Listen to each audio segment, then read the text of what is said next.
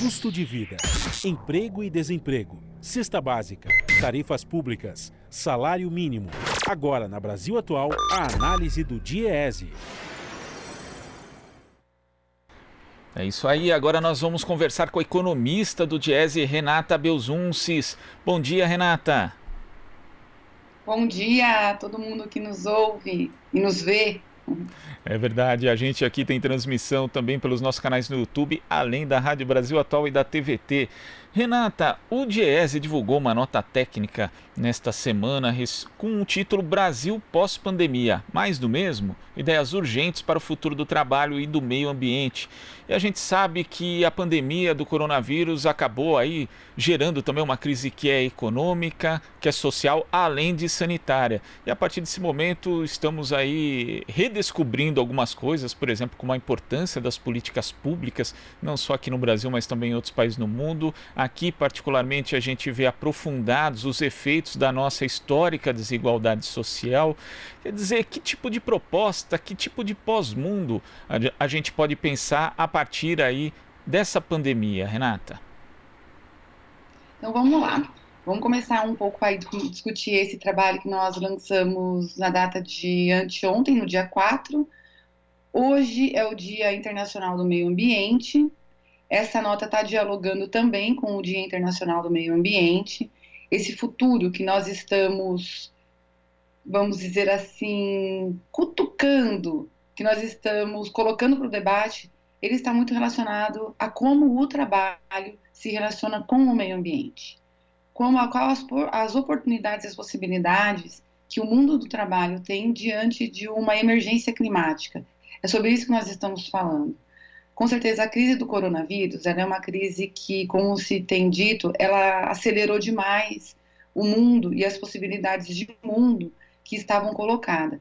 Essa aceleração, ela tem colocado uma responsabilidade para todos que vislumbram o futuro, para todos que estão disputando os rumos desse futuro, os trabalhadores que querem mais empregos, melhores empregos, as mulheres que querem mais direitos, os negros que não querem mais a violência policial, e nem no Brasil, nem nos Estados Unidos, nem em nenhum outro lugar do mundo.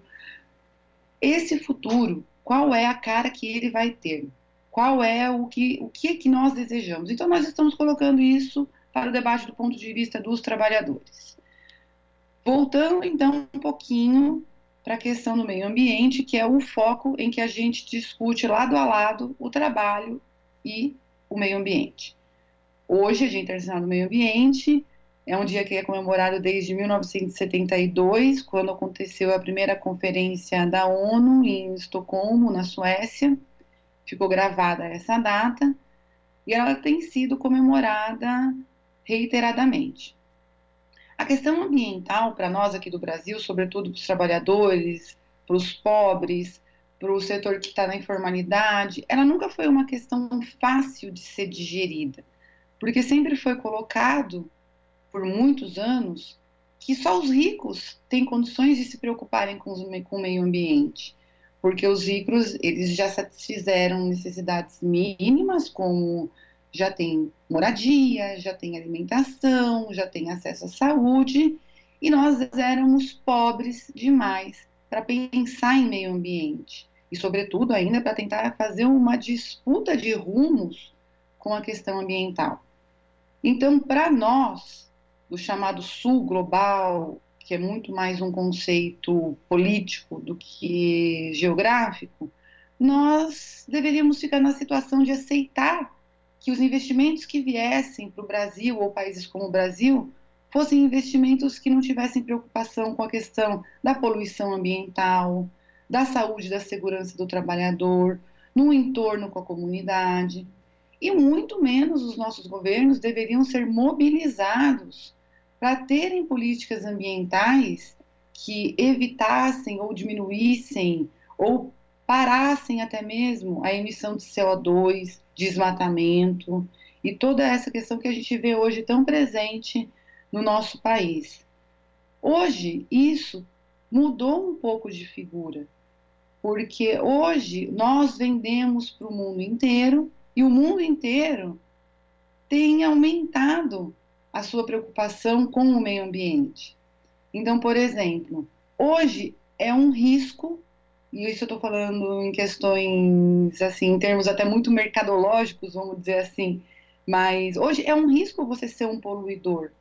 A gente tem, por exemplo, em vigência hoje no mundo o chamado Acordo da Soja, que é um acordo, um protocolo que é informal, o governo não participa, para você ter uma ideia como ele é interessante, o governo não participa, é um acordo que visa com que os produtos, a soja exportada do Brasil, ela seja uma soja que não seja fruto de áreas desmatadas.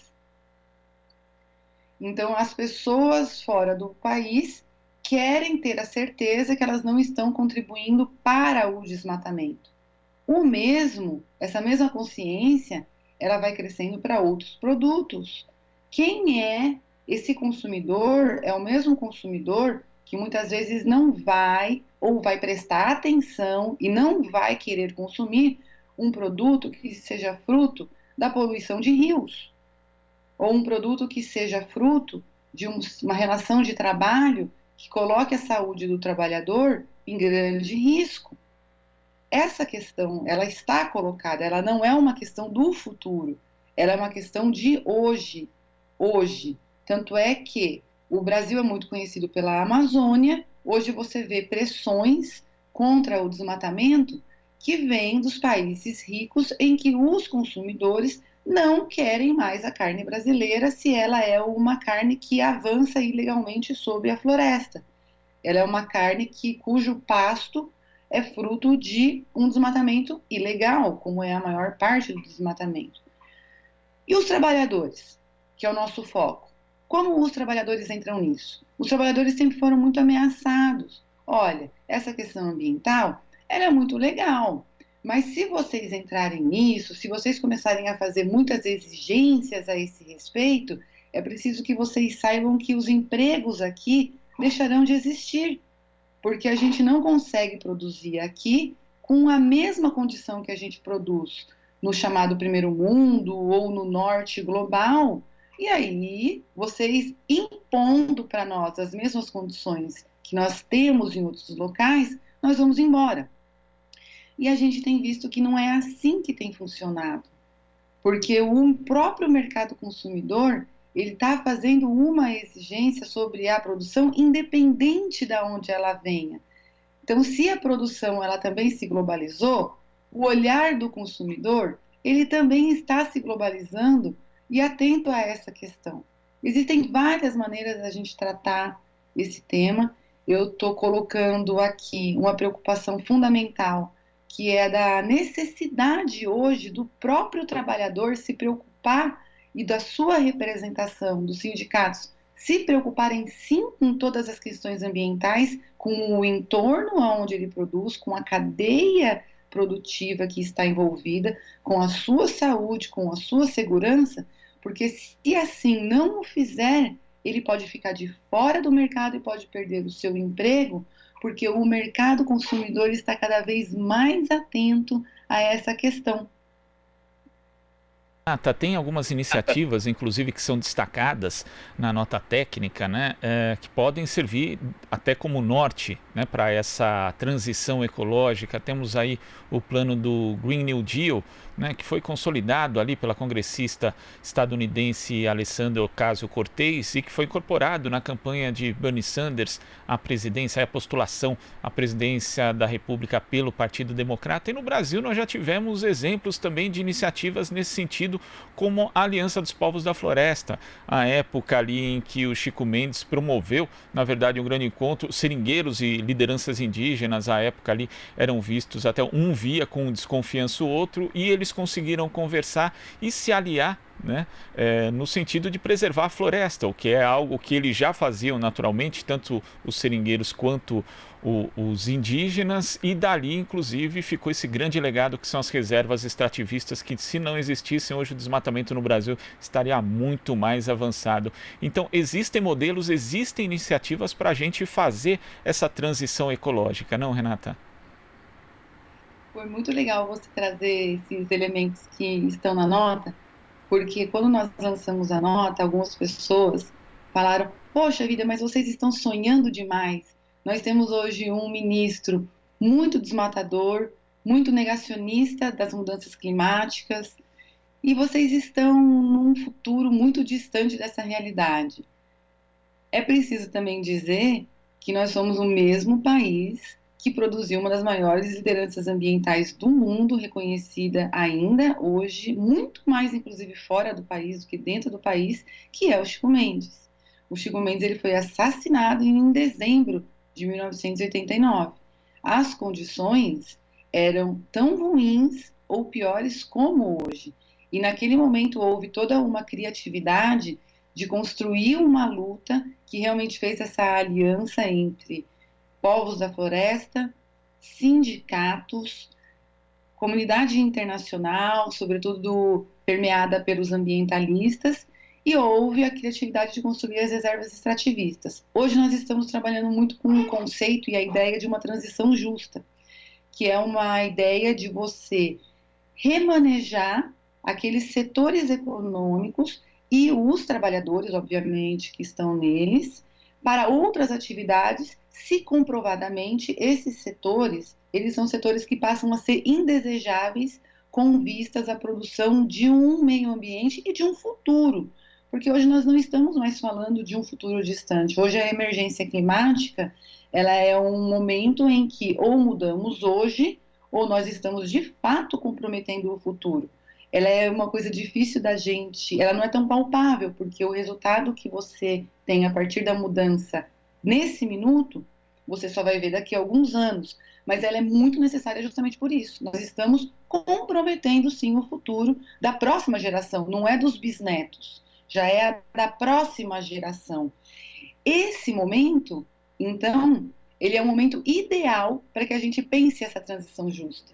É um momento em que o mundo teve que parar por conta da pandemia e um mundo que nunca poderia parar, né? Os negócios nunca podem parar, mas parou e está parando. E nesse momento em que o paulistano conseguiu ver o céu, isso foi um fenômeno muito engraçado da gente observar, os paulistanos se reunindo em alguns parques, não devendo se aglomerar, mas não resistindo a fazer essa aglomeração para ver o pôr do sol e ver a Marginal Tietê, a Marginal Pinheiros vazia, e ver o quanto que isso imediatamente refletiu na qualidade que ele tinha do ar e na qualidade que ele tinha de se relacionar com o entorno, com o céu, isso ficou visível, ficou patente. E como a gente vai precisar fazer um grande movimento para uma reconstrução econômica, que é, na verdade, o New Deal, né? O que foi o New Deal, que a gente faz um resgate na nota? O New Deal é uma tradução para um termo em inglês que significa grande acordo, que foi um grande acordo promovido nos Estados Unidos após a crise de 29, em que empresas, sindicatos, governos, setores da sociedade tiveram que entrar num acordo e promover grandes investimentos que tirassem a economia da situação de depressão. Nós tivemos 2 anos de crescimento negativo, nós estamos há 2 anos nos arrastando e certamente nós teremos crescimento negativo esse ano. Para sair dessa situação, um Green New Deal brasileiro seria uma hipótese e uma necessidade incrível, mas não fazer mais do mesmo, como nós estamos sugerindo na nota. Fazer com que esses investimentos eles realmente sejam feitos em setores e de maneira a proteger os empregos e a melhorar o meio ambiente. Então, isso significa o quê? A gente vai destruir a Petrobras, a gente não vai mais produzir petróleo. Não, não significa imediatamente fazer isso, mas significa você rumar, sim, muitas vezes para isso. Mas o que a gente vai fazer com esse trabalhador da Petrobras? Primeiro, que quando a gente fala de uma transição, a gente não está falando de uma transição de A para B. A gente está falando de uma transição grande, de uma transição que envolva vários setores. Então, quando a gente fala, olha, talvez o emprego melhor não seja para o futuro na indústria de combustível fóssil, nós estamos dizendo que existem N outros setores, como o setor de infraestrutura, quando a gente vê que muitas pessoas numa pandemia não têm condições de lavar as mãos, o setor de serviços, o setor de cuidados, é o setor em que mais a gente vê a importância que a gente não dá no dia a dia e que a pandemia também trouxe, como essa economia do cuidado, ela tem funcionado e ela é importante. Transporte, se a gente está falando de não poluir, ou de diminuir as emissões, ou de zerar as emissões, nós estamos falando de investimentos massivos para que transportes públicos sejam utilizados em detrimento do transporte individual, e para isso a gente vai precisar alterar a nossa rede. Nós estamos falando de valorização do trabalho reprodutivo também, do trabalho não pago, que é o trabalho muitas vezes feito pelas mulheres. As mulheres têm um papel fundamental nessa transição, porque todo o conhecimento que elas têm e todo o não reconhecimento que nós temos até hoje, ele precisa vir à tona e vai vir à tona nessa transição justa.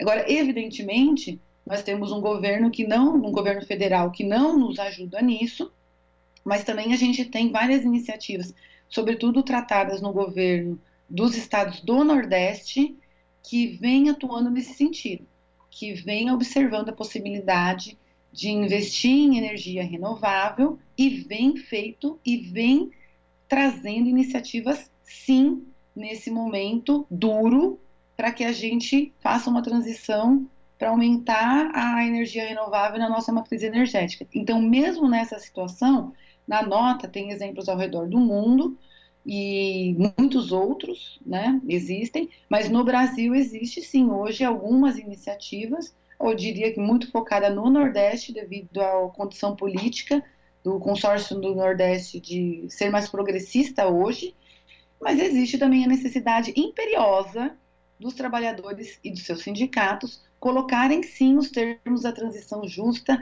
na negociação coletiva, porque se isso sim hoje é defender empregos, porque os empregos poluentes, os empregos ruins, eles serão mal vistos e esses sim deixarão de existir. Então nós temos que lutar por mais e melhores empregos já. O risco é não haver emprego nenhum no futuro. Renata, é isso mesmo. A gente tem que atentar muito a essa temática. A gente vê, inclusive, já petroleiros se mobilizando aí para justamente deixar de lado, minimizar essa questão do combustível fóssil. Mas a gente volta a conversar sobre isso, que é um tema importante demais, Renata. De momento, queria agradecer sua participação aqui no Jornal Brasil Atual e até a próxima. Até a próxima, muito obrigada. A gente que agradece. Conversamos aqui com a economista do DIEESE, Renata Belzuncis. Você está ouvindo Jornal Brasil Atual. As notícias que os outros não dão.